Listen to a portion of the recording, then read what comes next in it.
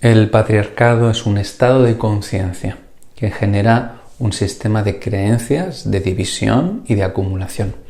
Construye una realidad muy particular, nunca mejor dicho, que separa y estructura en una jerarquía de poder, como todos sabemos, ¿no? Para que en esa división pueda haber un control y dominio sobre el inconsciente colectivo y a la vez las relaciones interpersonales. Como todo sistema de poder dominante, genera una hipertrofia de energía y de valores, ¿no? Que son los medios para alcanzar un propósito. Todo sistema de poder, aún el matriarcado, genera un funcionamiento desigual que siempre va a restringir más, dijéramos, la libertad o más el amor, ¿no? Como estas dos funciones de la conciencia, la masculina y la femenina. La verdadera libertad no puede construirse desde afuera hacia adentro, a mi modo de ver. Es decir, desde lo social o colectivo, ¿no? Lo exterior, hacia lo individual o interno. Estas luchas, ¿no? Que han formado parte de nuestra historia y evolución, pero creo que ahora estamos en un punto de retorno, ¿no? Todo lo que queremos lograr desde el ámbito sociopolítico de algún modo no logra sino dar más poder a los estamentos superiores de la jerarquía de poder. Una de las formas de perversión del sistema capitalista patriarcal es que piensa en función de lo que es mejor para todos, ¿no? Coartando la capacidad de crecimiento y de libertad individual, haciéndonos creer que es muy egoísta pensar en nosotros primero, ¿no? Es muy difícil de reconocer esto porque todas nosotras pensamos en términos de poder social, es decir, de liberarse de la dominación mediante nuestro poder de dominación, incluso para combatir el poder patriarcal y capitalista. Y es muy difícil de reconocer que estamos en el mismo sistema de creencias y valores que queremos eliminar hasta que no reconocemos con una honestidad radical que estamos usando los mismos medios del sistema que queremos eliminar.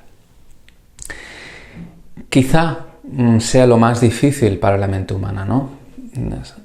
Salir de un sistema de creencias para deshacerlo, ¿no? Esto quizá pueda ser más evidente si pongo algunos ejemplos, ¿no? En los que nos encontramos todos y todas. Cuando rechazamos a alguien, por ejemplo, que no nos quiere, o porque es diferente o porque se opone a nuestra forma de pensar. Cuando queremos destruir a quien nos hace daño o a quien hace daño con los mismos medios con los que ha hecho sufrir. Todo sistema de dominación, ¿no? Que es el sistema patriarcal, usa la venganza y la coacción.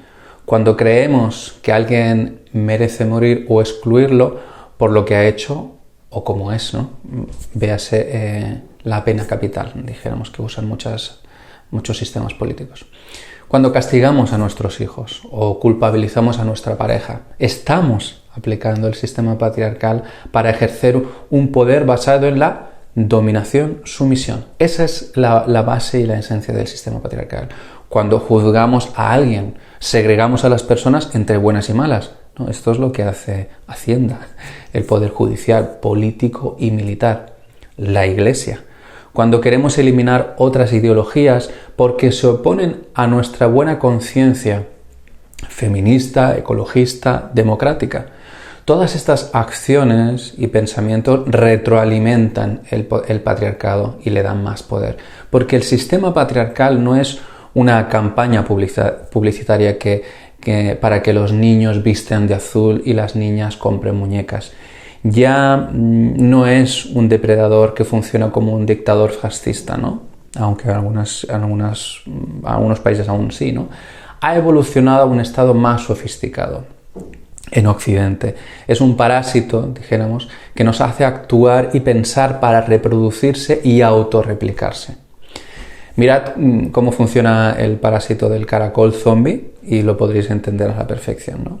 El sistema patriarcal funcionaba en la naturaleza antes de que nosotros existiéramos y es posible desentrañar su funcionamiento, sus objetivos, simplemente por pura observación, comprender todo su ciclo completo. Por ejemplo, ¿os acordáis cuando descubrimos que la misma empresa que vendía un detergente creaba otro que era la competencia? Colón y Ariel, ¿no? Yo me acuerdo cuando era pequeño esto. Todo el sistema político y económico desde los inicios de la globalización están construidos desde la idea uniforme de servir al consumismo, que es la base del patriarcado capitalista. Ya no importa si compras Microsoft o Apple, no existen dos corporaciones que sirvan a dos propósitos diferentes, ¿no? No existe ya hace mucho políticos de izquierdas o derechas, por ejemplo. Más consciente o inconsciente, todo el sistema mundial es un organismo que fagocita todo lo que nace y crece en él.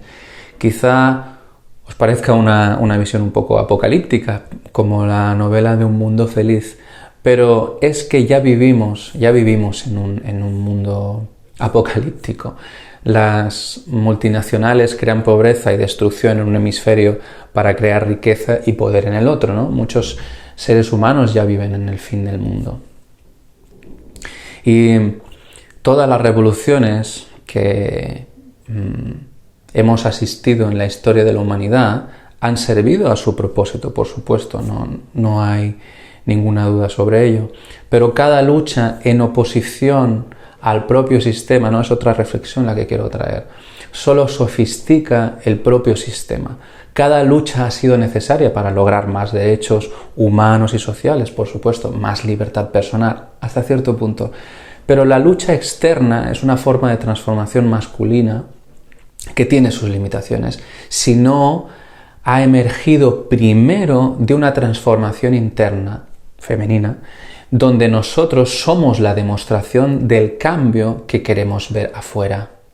Si la transformación no ha sucedido en nuestra forma de pensar y sentir, primero, todo lo que se consigue socialmente afuera no es coherente, ni logra un verdadero respeto y equilibrio por el proceso de aquel que aún está en un proceso de transformación o no se ha transformado.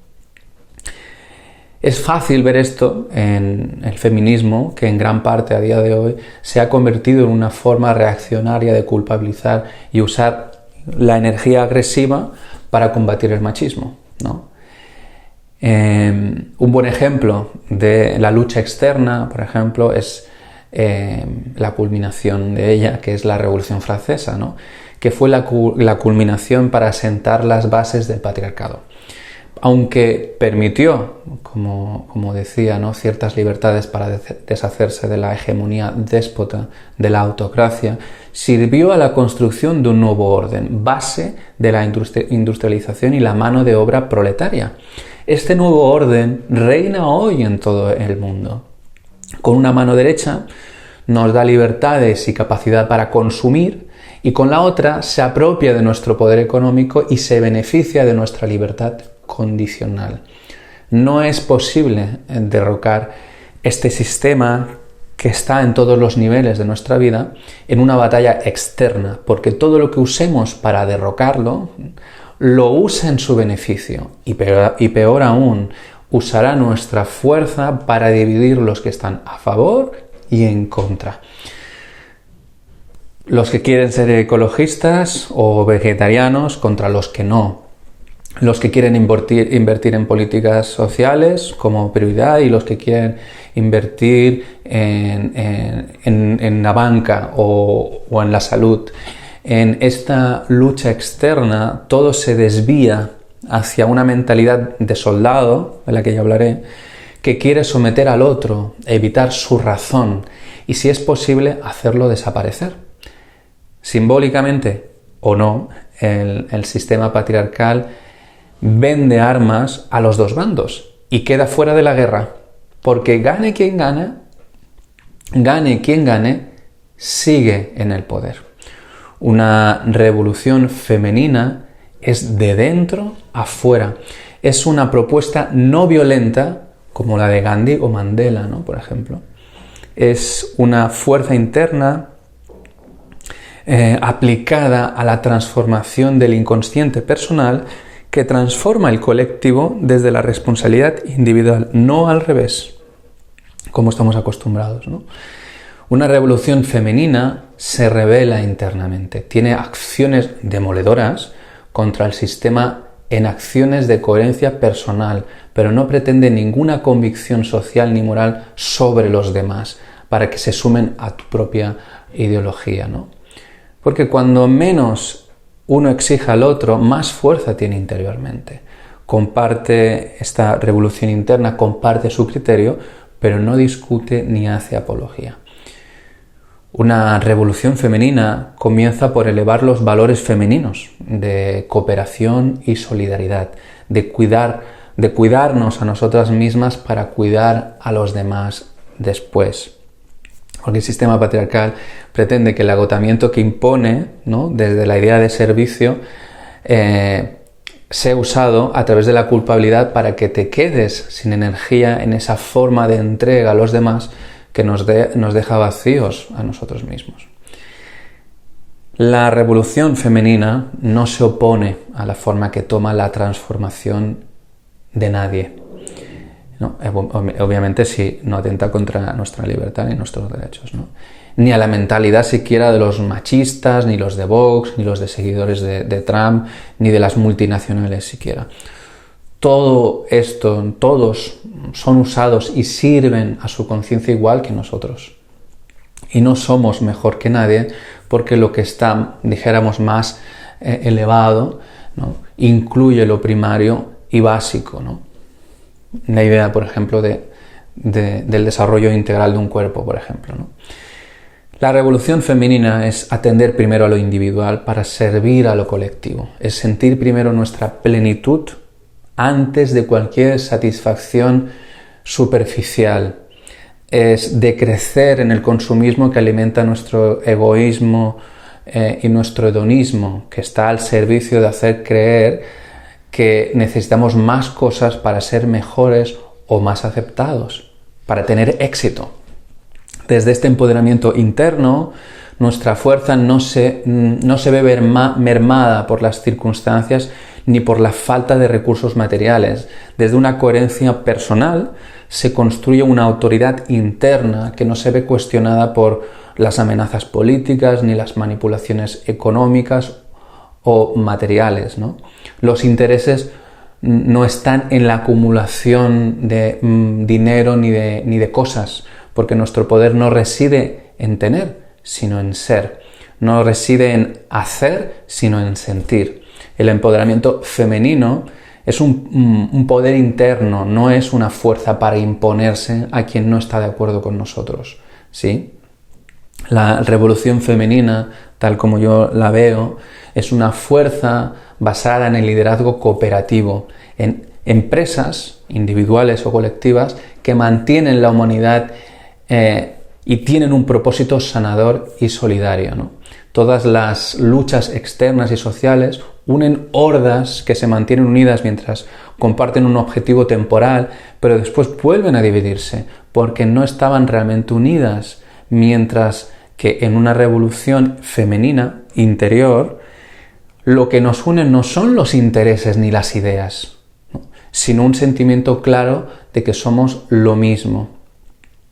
La verdadera revolución es revolucionarse, experimentar una plenitud independiente del progreso y el bienestar material, ¿sí? De una revolución femenina se desprende una sociedad verdaderamente justa que evoluciona como una unidad, no unas partes a costa de las otras. Pero los seres humanos experimentan una plenitud autónoma. Que experimenten una plenitud autónoma no conviene para un sistema del bienestar fundamentado en el consumo y la dependencia material, porque alguien que es feliz no se le puede manipular.